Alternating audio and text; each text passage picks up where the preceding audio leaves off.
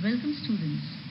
This session is for BA second year English Literature paper first, that is Poetry and Drama. In this session we'll do the poem Spring and Fall by G.M. Hopkins. Hopkins is famous 19th century poet, that is Victorian age. He was born on 28th July 1844 and died 8th June 1889. If you look at life and works of this famous poet, he was born into a devout high church Anglican family. Hopkins read from the New Testament daily at school, so right from his childhood he was quite closely connected to religion. He is considered to be one of the greatest poets of the Victorian era. However, because his style was so radically different from that of his contemporaries, his best poems were not accepted for publication during his lifetime, and his achievement was not fully recognized until after World War I. We come to know that Hopkins' poems were published after his death, and he was not recognized because his style of writing was quite different from his contemporaries. Hopkins' family encouraged his artistic talents when he was a youth in Essex, England. However, Hopkins became estranged from his Protestant family when he converted to Roman Catholicism. So this was a shift in his religious belief when he changed from a Protestant to a Roman Catholic.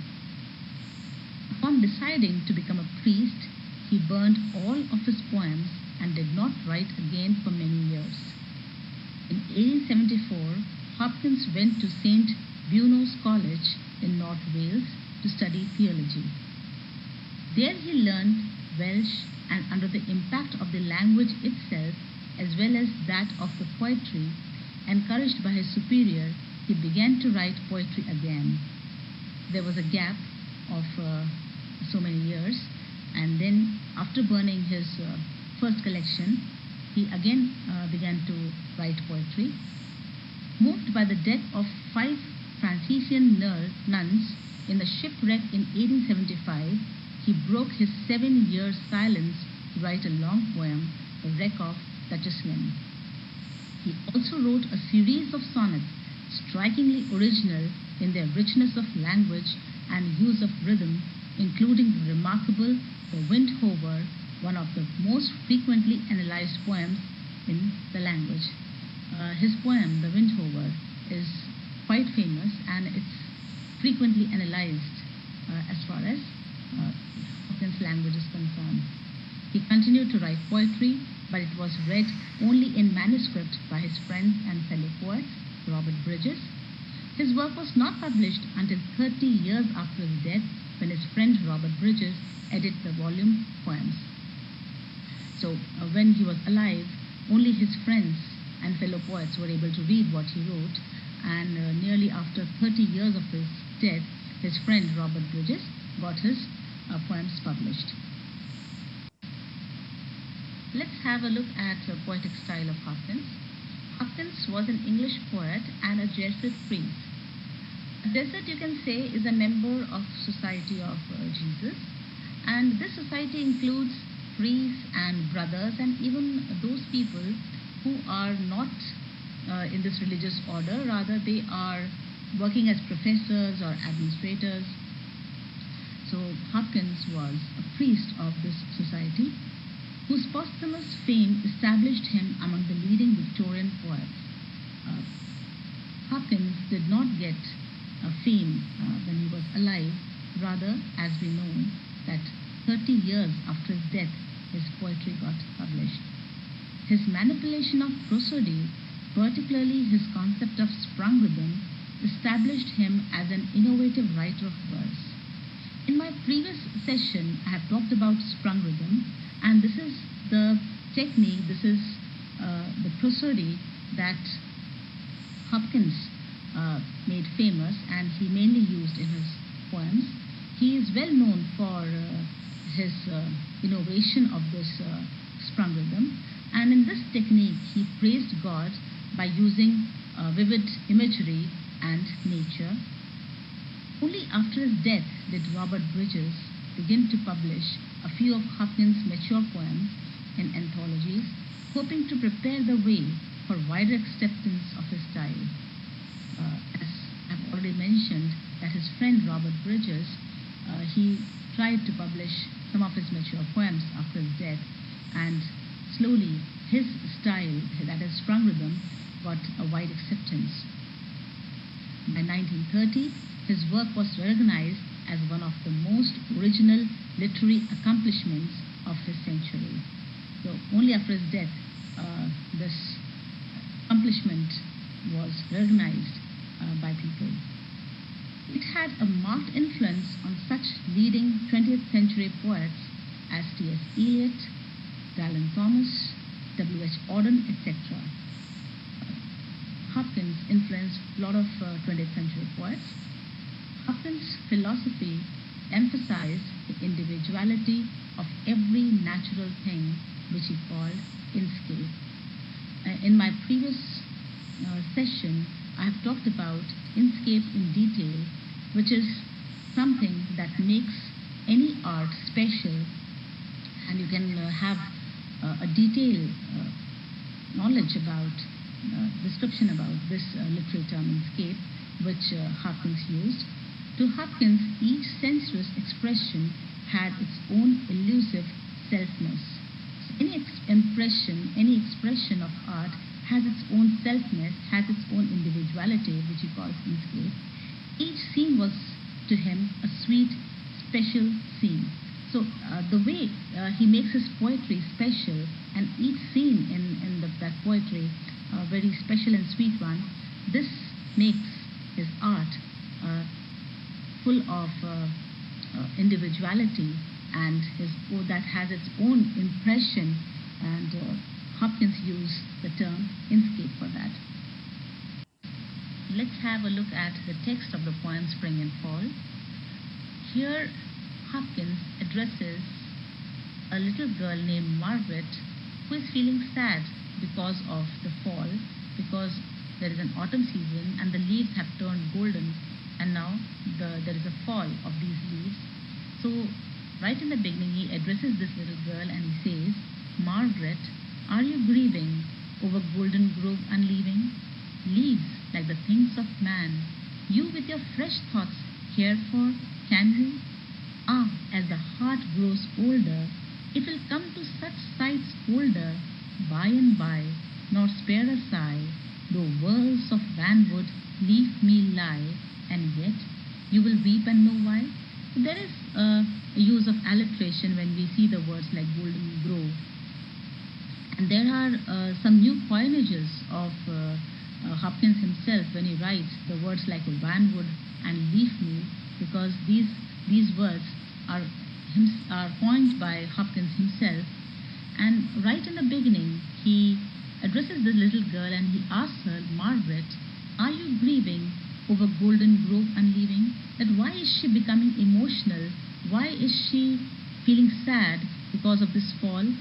Leaves like the things of man. Now this sentence shows that everything in this world comes to an end.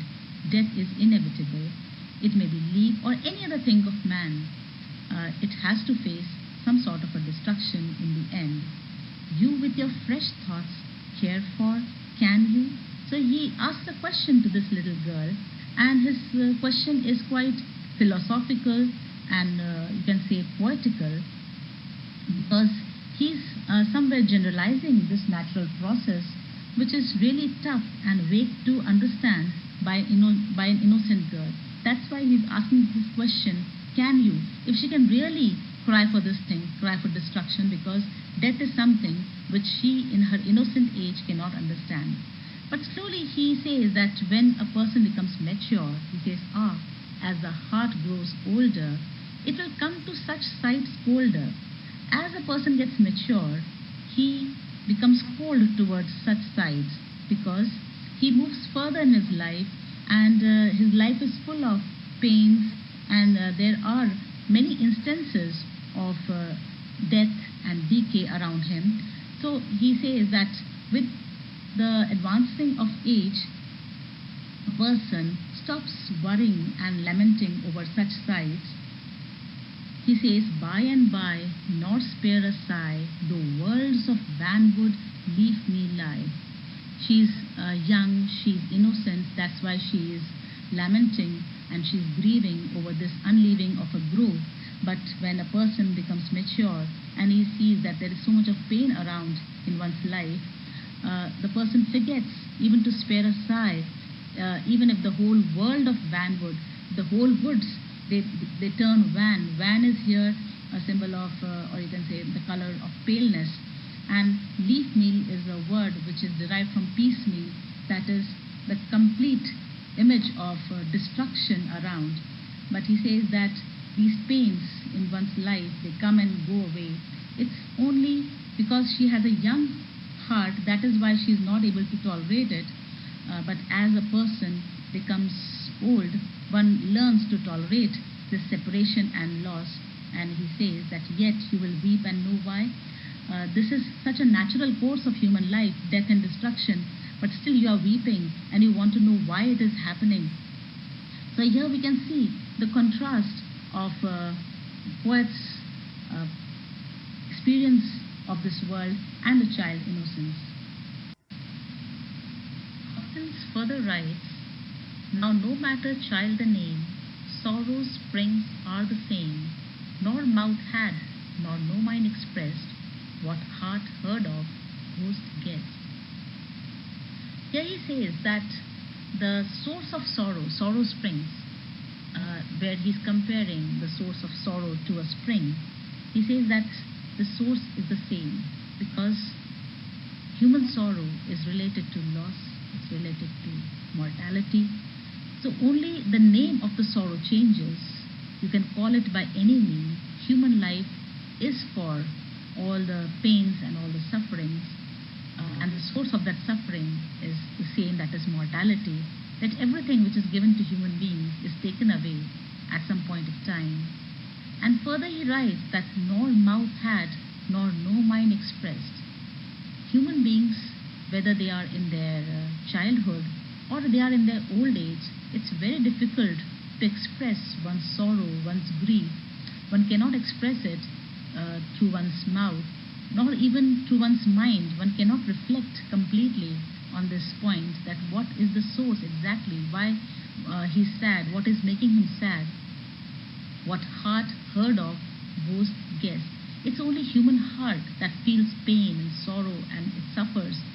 And the ghost here refers to one's soul, that in one's soul, one's spirit and one's heart, one is able to guess that what is the reason for one's sorrow and pain, but it's very difficult to express one's sorrow through one's mouth, in words or in thoughts.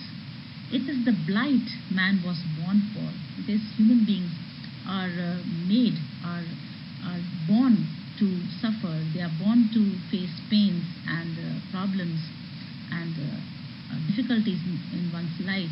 It is something which man is doomed for. It is Margaret you mourn for. And then in the last line we feel that it is that this little girl Margaret, she is not feeling sad just for the leaves. Rather, poet here quite philosophically and poetically emphasizes that it is Margaret that you mourn for, that Margaret, you are feeling sad for your own mortality. Though we as readers, we understand that she is still very young, very little girl to understand death and mortality of human beings.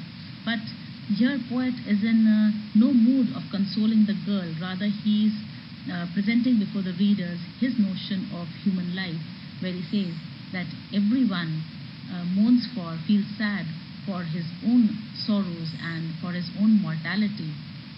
That's why in the end he says, it is Margaret you mourn for. You are feeling sad not for the mortality of these woods or these leaves turning yellow.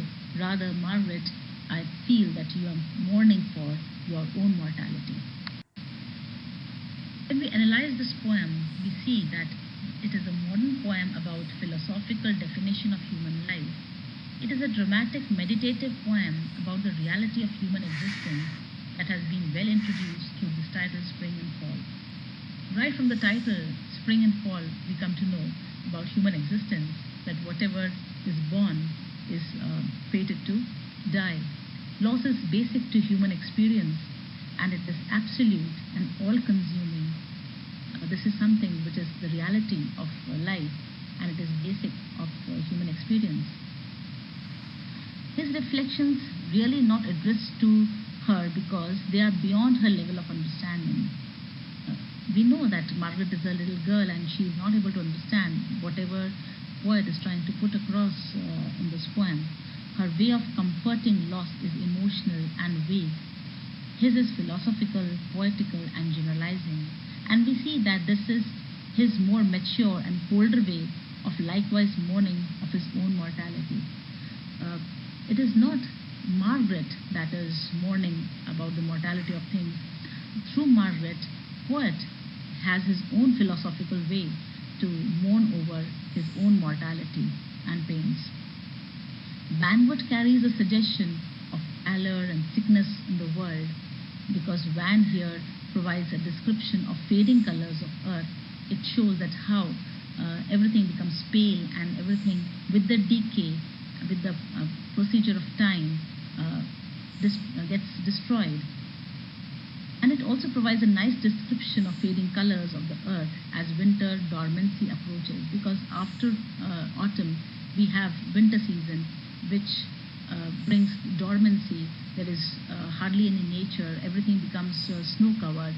So this slowly decay, slowly vanishing of the nature is somewhere described as mortality which human beings face in their own life. The word leaf meal, which Hopkins coined by analogy with piecemeal, expresses with poignancy the sense of a wholesale havoc with which the sight of strewn fallen leaves might strike a knave and sensitive mind. So this word leaf meal is quite similar to the word piecemeal, which shows that how these leaves, these fallen leaves, are creating a chaos and havoc. And any sensitive mind which looks at these fallen golden leaves feels that how human life is destroyed in the end. So this whole poem is about spring, that is life, and then fall, that is destruction in the end. It deals with this theme of death quite poetically. So that's the end of this poem. Thank you.